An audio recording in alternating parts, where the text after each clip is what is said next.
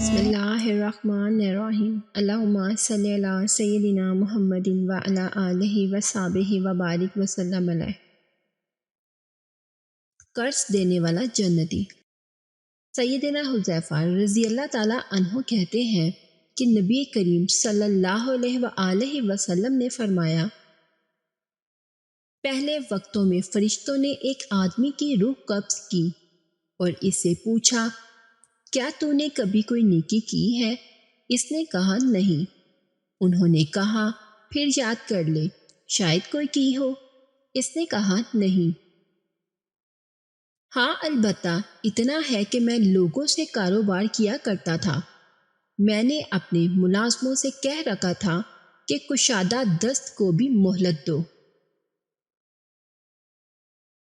اور جو تنگ دست ہو اسے تو ویسے ہی چھوڑ دو۔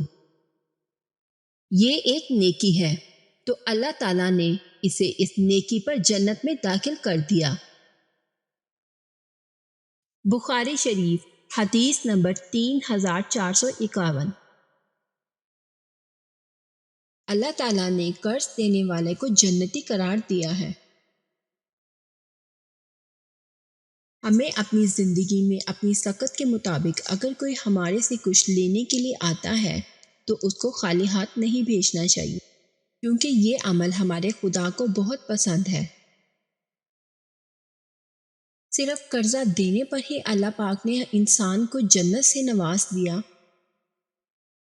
ہمارا اسلام کتنا خوبصورت ہے کہ صرف قرضہ دینے والے کو ہی اللہ پاک نے جنتی قرار دے دیا۔ قرض دینے سے آپ دوسروں کی مدد کر سکتے ہیں، آپ کسی دوسرے کی پریشانی کو ختم کر سکتے ہیں اور اس کو مشکل سے نکال سکتے ہیں۔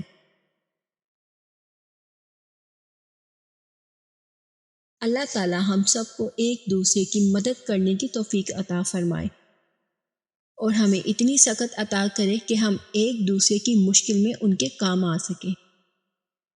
اگر آپ لوگوں کو میری یہ ویڈیو پسند آئی ہو تو اپنے دوستوں کے ساتھ شیئر اور لائک ضرور کریے گا۔ اس طرح کی مزید اچھی ویڈیوز دیکھنے کے لیے ہمارے چینل کو سبسکرائب کریں۔ ملتے ہیں نیکسٹ ویڈیو میں، اپنا بہت سارا خیال رکھیے گا۔ اللہ حافظ۔